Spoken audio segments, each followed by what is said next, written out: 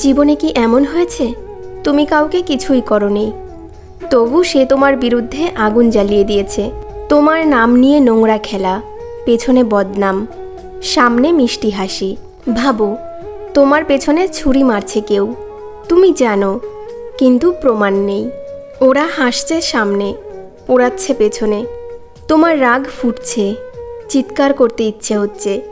তুমি মনে মনে ভাবো ওকে শেষ করে দেব, কিন্তু শোনো ভাই, সত্যিকারের যোদ্ধা কখনো চিৎকার করে না। ওরা নীরবে উঠে যায়, আর শত্রু নিজের আগুনে পুড়ে যায়। কখনো ভেবেছ তোমার হৃদয়ে ছুরি মেরেছে কেউ?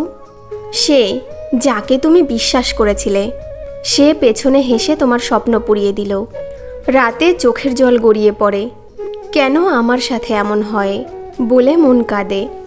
কিন্তু শোনো প্রিয় বন্ধু, তোমার চোখের জলই তোমার সবচেয়ে বড় শক্তি। ঝগড়া করো না, নীরবে উঠে যাও। যখন তুমি আকাশ ছোবে, শত্রু নিজের ছায়ায় হারিয়ে যাবে। আজ শিখবে 5টা নিয়ম, যা মেনে চললে শত্রু নিজে এসে বলবে তোমার পায়ে পড়ি। সত্যিকারের খেলোয়াড় কখনো মাটিতে নেমে কাদা ছোড়ে না, ও আঘাত করে কথায়, তুমি আঘাত করবে সাফল্যে। তুমি জানো সবচেয়ে বড় প্রতিশোধ কি? শত্রু যখন দেখে তুমি ওর ছোঁয়া ছাড়াই জিতছ, কোনো যুদ্ধ নেই, কোনো তর্ক নেই, কেবল নীরবে তুমি উপরে উঠছ, আর ও নিচে পড়ছে নিজের ভেতরের আগুনে। আজ আমি তোমাকে শেখাবো ঝগড়া নয়, বুদ্ধিতেই কিভাবে শত্রু ধ্বংস করা যায়। 5টা নিয়ম, যেগুলো শুনলে তুমি নিজের মানসিক খেলার রাজা হয়ে যাবে। যেগুলো মেনে চললে তোমার শত্রু একদিন মাথা নিচু করে হয়তো মনে মনে বলবে, ভুল লোককে শত্রু বানিয়েছি। ওরা চায় তুমি রেগে যাও, কিন্তু তুমি সেটা করবে না, হেসে চলে যাও। নীরবতাই সবচেয়ে বড় উত্তর। যুদ্ধ করবে না তুমি, তুমি শুধু জিতবে। যে নিজের রাগ জয় করতে পারে, সে যে কোনো শত্রুকেই হারাতে পারে।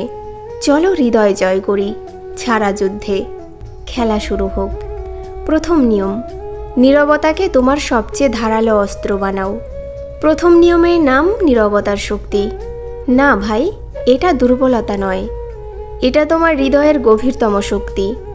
শত্রু চায় তোমার চিৎকার শুনে নিজেকে রাজা ভাবতে, কিন্তু তুমি চুপ করলে ওর হৃদয়ে ভয় জাগে। কেন চুপ?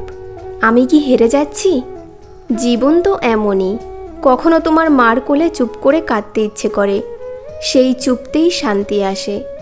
শত্রুর কথা শুনে তোমার বুক ফেটে যায়, কিন্তু চুপ করো। তোমার নীরবতা ওর মনে ঝড় তুলবে। একদিন ও নিজেকে আয়নায় দেখবে আর চোখের জল গড়াবে। নীরবতাকেই অস্ত্র বানাও। নীরবতা দুর্বলতার চিহ্ন নয়, এটা নিয়ন্ত্রণের প্রতীক। শত্রু চায় তুমি রেগে যাও, চিৎকার করো, প্রমাণ দাও, মানসিক ভারসাম্য হারাও, কিন্তু তুমি যদি চুপ থাকো, ওর পুরো পরিকল্পনা ভেস্তে যাবে। এবার বলি কেন এটা কাজ করে। মনোবিজ্ঞানীরা বলেন, মানুষের মন এমন, যখনই প্রতিক্রিয়া না পায়, সে নিজের সাথে লড়াই শুরু করে। ও ভাবে, কেন চুপ করছে? আমার কথা কি প্রভাব ফেলছে না? এই অনিশ্চয়তাই ওকে ভেতরে পোড়ায়। তুমি চুপ, ও নিজে কথা বলতে থাকে। ওরা চাইবে তুমি চিৎকার করো, কিন্তু তুমি চুপ থাকবে। ওরা চাইবে তুমি প্রমাণ দাও, কিন্তু তুমি কাজ দেখাবে। বাস্তব যুদ্ধ কথায় নয়, ফলাফলে জেতা হয়। শত্রু চায় তুমি রেগে যাও, প্রতিক্রিয়া দাও, মানসিক ভারসাম্য হারাও, কিন্তু তুমি যদি চুপ থাকো, তুমি ওর সব প্ল্যান ভেঙে দাও। এক গ্রামে রাহুল নামের এক ছেলে ছিল। সবাই ঠাট্টা করত, পড়তে পারে না, ব্যর্থ হবে, এসব বলতো। সে উত্তর দিল না, দিনরাত এক করে পড়ল। আজ সে গ্রামের স্কুলের হেডমাস্টার। যারা ঠাট্টা করত, তারা আজ ওর সামনে মাথা নিচু করে দাঁড়ায়। শোনো, নীরবতা দুর্বলতা নয়, এটা তোমার সবচেয়ে বড় শক্তি। শত্রুর কথা শুনে 10 সেকেন্ড গভীর শ্বাস নাও। হাতটা নিজের বুকে রাখো, মনে মনে বলো, এটা ওর যুদ্ধ, আমার না। তারপর হালকা হাসো আর চলে যাও। কোনো প্রতিক্রিয়া নয়। পরে নিজের ডায়েরিতে লেখো, আজ আমি জিতলাম। এবার কমেন্টে বলো, তোমার জীবনে কোন শত্রুর কথায় তুমি চুপ থেকেছিলে। দ্বিতীয় নিয়ম, নিজেদের উন্নতিতে শত্রুকে হারাও, সেলফ ইমপ্রুভমেন্ট দিয়ে শত্রুকে পোড়াও। তোমার সাফল্যই সবচেয়ে বড় প্রতিশোধ। নিজেকে এত উঁচু করো যে শত্রু নিচে পড়ে যাক। শত্রু তোমাকে দেখতে চায় ভেঙে পড়তে, তুমি উঠে যাও। যখন তুমি নিজের লেভেল আপ করো, শত্রু নিজের ব্যর্থতায় জ্বলে পড়ে যায়। এবার বলি এটা কেন কাজ করে। সোশ্যাল কম্প্যারিজন থিওরি বলে মানুষ নিজের সাথে অন্যকে মাপে। তোমার সাফল্য ওকে আয়নায় নিজেকে দেখাবে, ওর অহংকার ভেঙে দেবে। কর্পোরেট ওয়ারিয়র অফিসে ছিল অমিত। বস প্রমোশন আটকে দিয়েছিল। অমিত মামলা করল না, নাইট শিফটে কোর্স করল, সার্টিফিকেট নিল। 2 বছর পর সেই বস ওই টিমে জয়েন করল। Amit HR head. তোমাকে থামাতে আসা লোককে জবাব দাও তোমার সাফল্য দিয়ে। সকাল 5টায় ওঠো, জিম করো, তারপর ফ্রেশ হয়ে স্টাডি করো। প্রতিদিন একটা স্কিল শেখো। সোশ্যাল মিডিয়ায় শুধু সাফল্য পোস্ট করো, শত্রু দেখুক। এবার কমেন্টে বলো তো তোমার কোন স্কিল আপগ্রেড শুরু করবে। তৃতীয় নিয়ম, মনের খেলা। শত্রুর মনোবিজ্ঞান বোঝো, প্রতিশোধ নয়। পরিকল্পনা করো। প্রতিশোধে মন জ্বলে যায়, পরিকল্পনায় জীবন বদলে যায়। শত্রুর দুর্বলতা বোঝো, সে কোথায় অহংকারী, কোথায় অস্থির। ঠিক সেখানেই তুমি শান্ত থেকো এবং সময়কে কাজে লাগাও।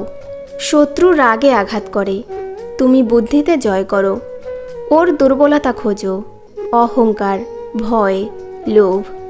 ঠিক সেখানে আঘাত করো নীরবে। ওর আচরণ অবজার্ভ করো, কি ট্রিগার করে। ওর দুর্বলতা নোট করো। সময়ের অপেক্ষা করো। তোমার স্ট্রং পয়েন্ট দিয়ে ওকে আঘাত করো। ও তোমাকে প্রভোগ করছে কারণ ও ভয় পাচ্ছে। চাণক্য বলেছেন শত্রুর শত্রু বন্ধু, কিন্তু সবচেয়ে বড় শত্রু ওর নিজের মন। যে ক্ষণিকের রাগে সিদ্ধান্ত নেয় সে নিজের সর্বনাশ ডেকে আনে। মানুষকে হারাতে হলে আগে ওর মন বুঝতে হবে। তোমার শত্রুর সবচেয়ে বড় দুর্বলতা কি কমেন্ট করে জানিও। চতুর্থ নিয়ম, সময়ের বিচার। সময়কে তোমার সৈনিক বানাও। ঝগড়া সঙ্গে সঙ্গে করা যায় না, কিন্তু সময় দেখিয়ে দেয় কে ঠিক।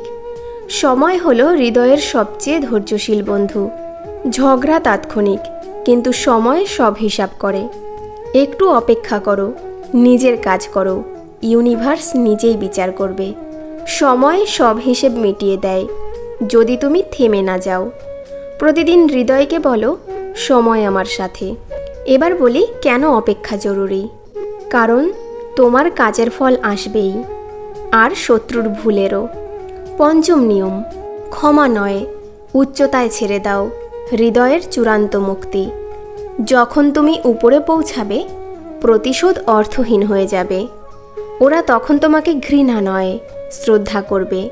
এক সময় যারা ব্যঙ্গ করত তারাই তোমার সাফল্যের গল্পে আমরা একসঙ্গে পড়তাম বলে গর্ব করবে। তাই শেষমেশ ছেড়ে দাও, তুমি উপরে উঠে যাও। সাফল্য উদযাপন করো, ওদের ইগনোর করো। নতুন লক্ষ্য নাও, শেষে জিতবে তোমার চরিত্র, না তোমার রাগ। একসময় তুমি বুঝবে শত্রু ধ্বংস মানে ওকে গুড়িয়ে দেওয়া নয়, ওকে তোমার লেভেলে আসতেই না দেওয়া। বন্ধু, জানবে সত্যিকারের বুদ্ধিমান সেই যে যুদ্ধ ছাড়াই জিততে জানে। ঝগড়া নয়, কাজ তোমাকে মহান করে তোলে। আর যখন তুমি নিজের দুনিয়ায় আলো ছড়াবে তোমার শত্রু সেই আলোয় চোখ মেলে তাকাবেও না। এই 5টি নিয়ম মনে রেখো। নীরবতা, সাফল্য, মনোবিজ্ঞান, সময় আর উচ্চতা। আর আজ থেকেই নিজের জীবনে শুরু করে দাও। আর কমেন্টে বলো কোন নিয়ম প্রথম। বন্ধুরা, ভিডিওটি ভালো লাগলে সুন্দর একটি কমেন্ট রেখে যেও। আর আমাদের চ্যানেলটি সাবস্ক্রাইব করে আমাদের পাশে থেকো। ধন্যবাদ।